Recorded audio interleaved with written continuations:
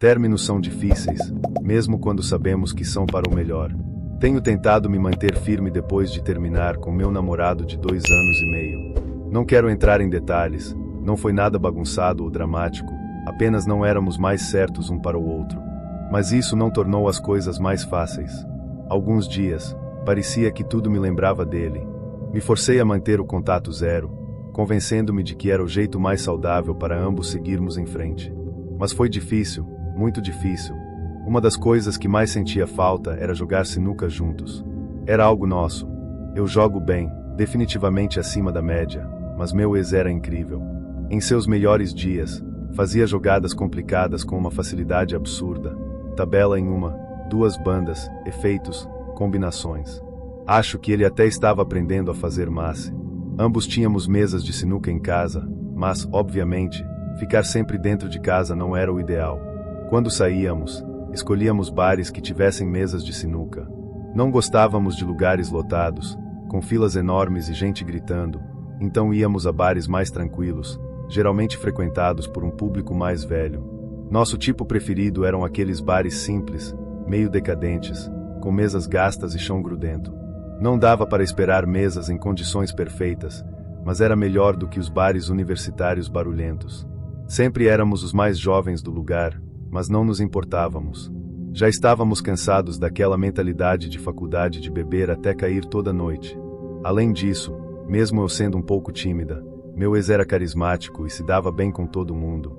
O fato de sermos bons no jogo também ajudava. Há algumas semanas, senti mais falta disso do que o normal.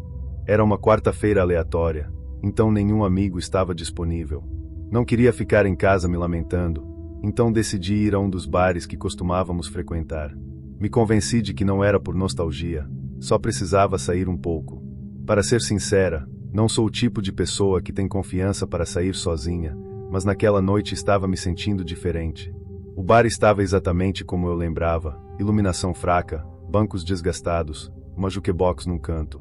A familiaridade era reconfortante, mas também doía. As lembranças voltaram com força, e quase desisti e fui embora, mas me obriguei a ficar. Depois de tomar uns drinks, fui até uma mesa de sinuca e comecei a passar giz no taco sem muita intenção. Nem sabia o que estava fazendo ali, afinal, jogar sozinha seria estranho. Mas logo apareceu um cara, talvez na faixa dos 25 anos, o único ali com idade próxima à minha. Ele encostou na mesa e perguntou se eu queria jogar. Assenti e disse para ele montar o jogo. Ele colocou as fichas na mesa e começou a organizar as bolas. Ri internamente ao ver que ele fez tudo errado, mas não corrigi.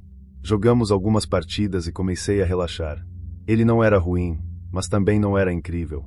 Não joguei fácil e ganhei todas as rodadas. Conversamos enquanto jogávamos, e ele até me ofereceu alguns drinks. Era simpático, mas ficou claro que não era muito esperto. Gosto de caras rápidos no pensamento, que sabem sustentar uma boa conversa, e ele definitivamente não era assim. Mas não me importei muito, estava apenas curtindo o momento, sem pensar demais. Depois da quarta partida, ele me pegou de surpresa ao perguntar se eu queria ir para a casa dele. Congelei por um segundo, mas tentei levar na brincadeira, dizendo que ele precisaria de um segundo encontro para isso. Para ser sincera, só não queria que as coisas acontecessem tão rápido. Não diria que era impossível que algo rolasse no futuro, mas uma quarta-feira aleatória não era o momento. Aparentemente, minha recusa não foi clara, porque o humor dele mudou na hora. Seu sorriso desapareceu e ele passou a me encarar de cara fechada. E então, algo que eu não esperava aconteceu. Ele disse: "Você tá falando sério?" e agarrou meu pulso, murmurando algo sobre ter gastado dinheiro nos drinks. Antes que eu pudesse reagir, ele ainda pegou minha bolsa. Nunca tinha passado por algo assim antes, então, em vez de gritar ou reagir, apenas congelei. Mesmo estando em um lugar público, fiquei aterrorizada. Felizmente, alguns senhores no bar perceberam a situação e intervieram. Não sei o que teria acontecido se não fosse por eles. Um deles mandou o cara me soltar. Ele me lançou um olhar furioso, murmurou algo e jogou minha bolsa de volta na mesa antes de sair do bar furioso. Meu coração ainda disparava. Agradeci aos homens que me ajudaram e decidi que era hora de ir embora. Chamei um Uber e saí dali, ainda tentando processar tudo. No carro, fechei os olhos e devo ter adormecido, porque a próxima coisa que lembro foi o motorista me acordando suavemente. Estávamos parados do outro lado da rua, em frente à minha casa. Agradeci, saí do carro e comecei a procurar as chaves na bolsa. Por impulso, peguei o celular e chequei as notificações. Foi quando vi aquilo: AirTag encontrado se movendo com você. Quase deixei o celular cair. Minhas mãos começaram a tremer enquanto eu revirava minha bolsa, jogando carteira e maquiagem para o lado, até sentir algo estranho. Puxei o objeto e fiquei olhando em choque. Havia um AirTag dentro da minha bolsa. O pânico foi avassalador, muito pior do que antes. Estava parada no meio da rua com aquele negócio na mão. Sem pensar muito, joguei-o no chão e pisei nele várias vezes, até ter certeza de que estava quebrado. Lutando contra a vontade de gritar, respirei fundo. O frio só piorava minha ansiedade. Precisava entrar. Olhei ao redor, mas a rua estava vazia. Quem colocou isso na minha bolsa? Provavelmente aquele cara. Ele saberia exatamente onde eu estava. Talvez não o número da casa, mas a rua sim. E as casas aqui são bem espaçadas. Não seria difícil descobrir. Peguei minha bolsa e corri para a porta dos fundos, tremendo ao tentar destrancar. Assim que entrei, bati a porta e tranquei tudo. Meu coração batia tão forte que parecia que ia explodir. Eu estava segura, mas não conseguia parar de tremer. Subi para o quarto, ainda tentando entender como tinha me metido nisso.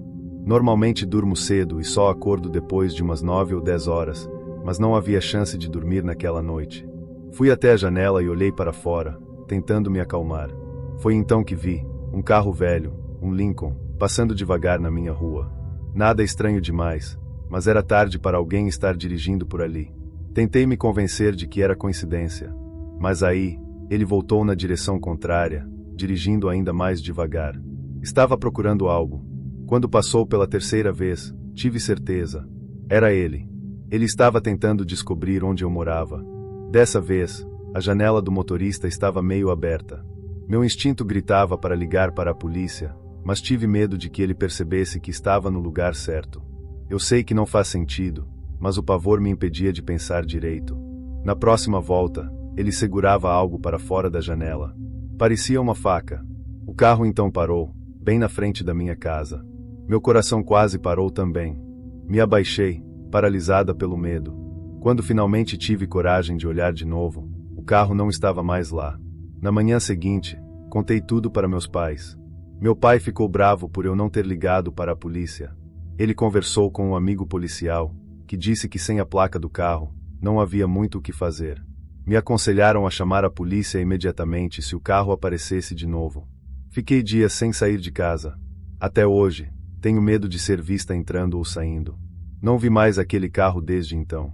Talvez esse pesadelo finalmente tenha acabado.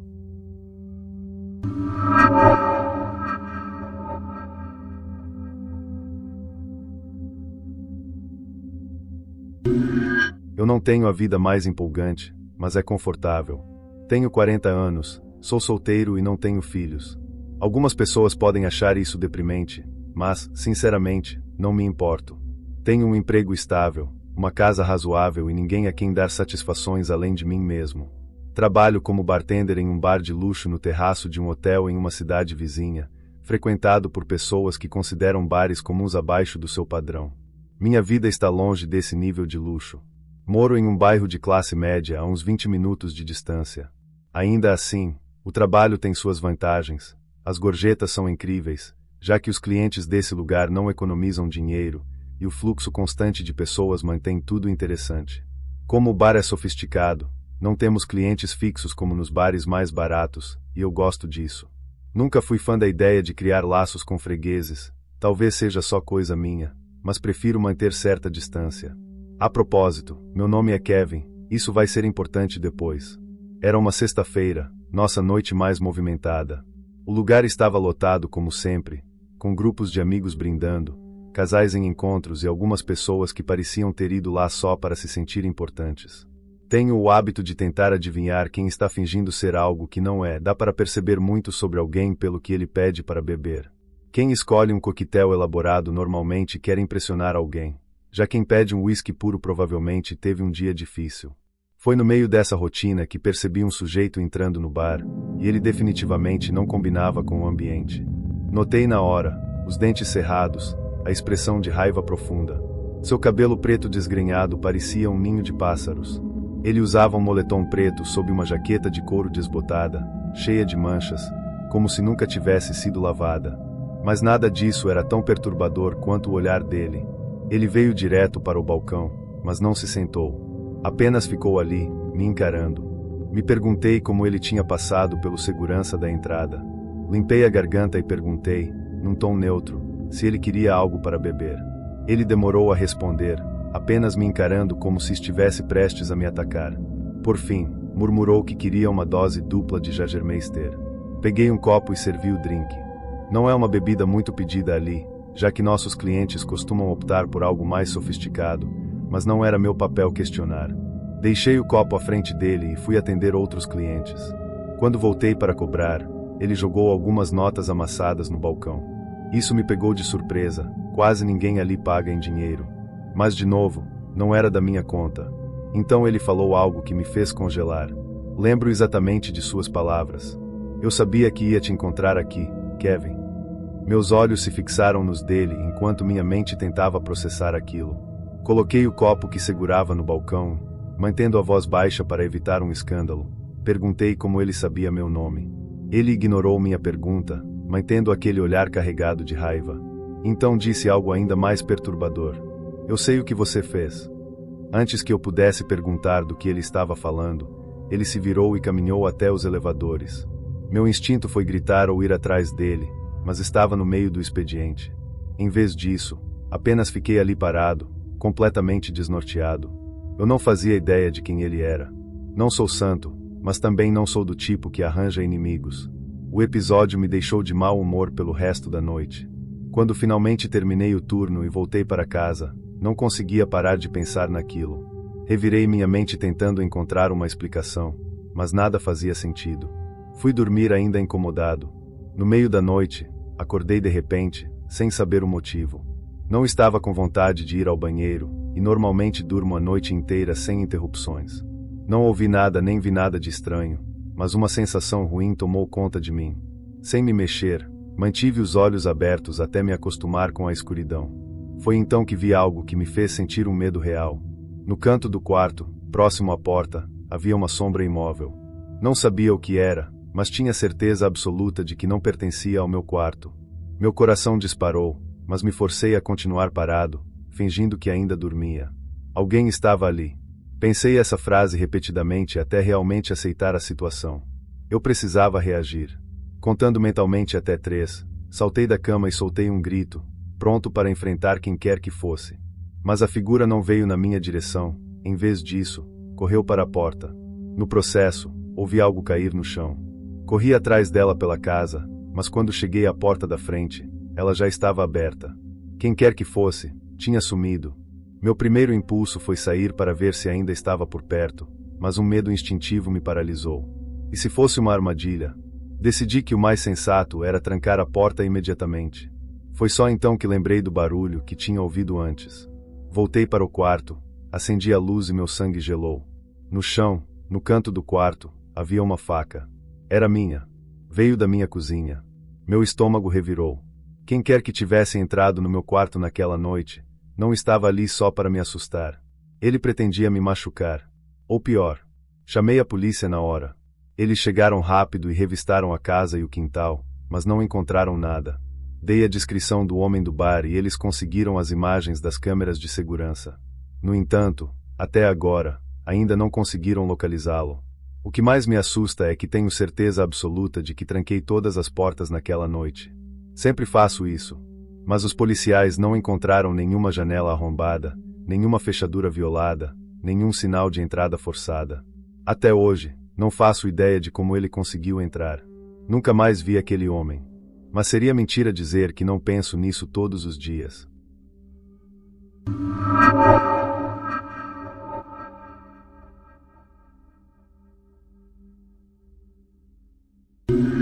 Trabalho como bartender em um bar e restaurante localizado nos arredores de Baltimore. Vou tentar descrever a disposição do lugar para que a história faça sentido. O ambiente é agitado e tem um sistema diferente. Não há garçons, apenas bartenders como eu e os cozinheiros na parte de trás. Se alguém quiser comida ou bebida sem álcool, precisa pedir diretamente no balcão e pegar quando estiver pronto. Não sei ao certo por que funciona assim, mas imagino que a gerência queria economizar contratando menos funcionários. De qualquer forma, isso mantém o ritmo acelerado, o que eu gosto. Por algum motivo, o bar é bem popular, mesmo eu não achando nada de extraordinário nele. A maioria das noites é animada, com música alta, gente conversando e uma área em pé perto do DJ, onde as pessoas dançam e interagem. O fluxo constante de clientes e a energia do lugar fazem o tempo passar rápido. Eu adoro conhecer gente nova, então esse trabalho é perfeito para mim. Se tivesse que ficar muito tempo parado entre um atendimento e outro, provavelmente enlouqueceria, mas sei que algumas pessoas preferem isso. Naquela noite, tudo começou como de costume. Era fim de semana, então o movimento estava intenso. Depois de um tempo, o bar já estava cheio, principalmente com o público universitário mais jovem, o que significava mais dança, mais bagunça e um ambiente mais caótico. Ah, e gorjetas piores, o que não era nada bom para mim. Um grupo de estudantes começou a pedir doses de tequila sem parar, mais rápido do que eu conseguia preparar sal e limão. Sempre viram caos quando eles dominam o balcão. Um dos caras estava tão bêbado que usou a mesma cantada comigo 3 vezes seguidas. Enquanto corria de um lado para o outro atendendo os pedidos, reparei que um casal de idosos entrou e se sentou em um dos cantos do restaurante. Não havia nada de anormal neles à primeira vista, mas achei curioso que 2 pessoas daquela idade escolhessem um lugar tão barulhento. Não tive tempo de pensar muito nisso e continuei trabalhando. Depois de uns 30 ou 40 minutos, enquanto enchia uma fila de copos com gin tônica, voltei a notar o casal. Minhas mãos seguiam um movimento automático de preparar as bebidas, mas minha atenção ficou presa neles. Foi então que percebi algo estranho. Eles não tinham se mexido desde que sentaram. Não haviam pedido nada, nem comida, nem bebida, e eu com certeza lembraria se tivessem. Olhando melhor, percebi que nem estavam conversando ou olhando um para o outro. Os dois mantinham o olhar fixo na parede ao lado, sem piscar. Aquilo era esquisito demais, mas o bar estava lotado e eu não podia parar para pensar naquilo. Talvez estivessem esperando alguém ou não tinham entendido como o atendimento funcionava, achando que um garçom apareceria para anotar o pedido. Quando finalmente tive um momento livre, resolvi checar o que estava acontecendo. Me aproximei com um sorriso educado, mas nenhum dos dois se virou para mim. Continuavam olhando para a parede, como se eu nem estivesse ali. Dei uma tossida para chamar a atenção e perguntei se queriam pedir algo. A mulher nem reagiu, nem piscou. Já o homem virou a cabeça lentamente, como se cada movimento fosse um grande esforço. Quando vi seu rosto, senti um arrepio subir pela espinha. Sua pele era extremamente pálida e enrugada, e seus olhos pareciam afundados no rosto. Ele não disse nada, apenas me encarou e balançou a cabeça em um gesto firme, mas silencioso. Havia algo no olhar dele que fez meu estômago revirar. Murmurei alguma coisa como resposta e voltei depressa para o balcão. Fiquei com uma sensação horrível depois disso. Eles pareciam deslocados, como se nem pertencessem àquele tempo ou lugar. Evitei olhar para aquele canto do restaurante pelo resto da noite. Só que, conforme o movimento foi diminuindo, lembrei deles novamente. Virei a cabeça sem pensar e quase deixei o copo cair no chão. Agora, os dois estavam olhando diretamente para mim. Fiz contato visual com a mulher, mas ela não desviou o olhar nem por um segundo. Nunca me senti tão desconfortável no trabalho como naquele momento. Tentei fingir que estava ocupada, desviando o olhar e me concentrando em outra coisa, sem enlouquecer por completo. Quando finalmente olhei de novo, a mesa estava vazia. Fiquei aliviada. Pode parecer cruel, mas eu estava apenas feliz que tinham ido embora. Mesmo depois de fechar o bar e começar a limpar o balcão com minha colega Karen, ainda pensava naquilo. Ela trabalha ali há anos e se orgulha de lembrar de cada cliente que entra. Então, perguntei se tinha reparado em algo estranho. Mas quando mencionei o casal, ela me olhou confusa e disse que não sabia do que eu estava falando.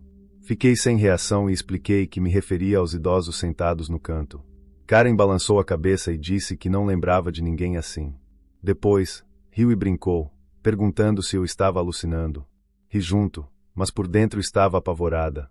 Eu sabia o que tinha visto. Para testar sua memória, perguntei se tinha certeza, e ela cruzou os braços antes de listar pelo menos 10 clientes daquela noite, descrevendo até o que vestiam e o que pediram. Brinquei dizendo que ela tinha uma memória incrível, mas por dentro, eu estava surtando. Quando finalmente saímos e trancamos o bar, comecei a duvidar de mim mesma. Caminhando até meu carro, algo me fez congelar e quase deixar minhas chaves caírem. Do outro lado da rua, sob um poste solitário, havia duas figuras paradas no escuro. Eu sabia que eram eles. Queria gritar, mas nenhum som saía da minha boca. Não perdi tempo. Pulei para dentro do carro, tranquei as portas e saí dali o mais rápido possível, sem olhar para trás. O caminho para casa foi um inferno. Tentei segurar o pânico, mas minha mente repetia a mesma frase sem parar. Meu Deus, meu Deus. Eu tinha tantas perguntas. Como Karen não os viu? Eles eram mesmo reais? Eu estava enlouquecendo. Não fazia sentido. Gostaria que essa história tivesse um desfecho, mas não tem. Nunca mais vi aquele casal. Nunca tive nenhuma explicação. E, sinceramente, acho que nunca terei.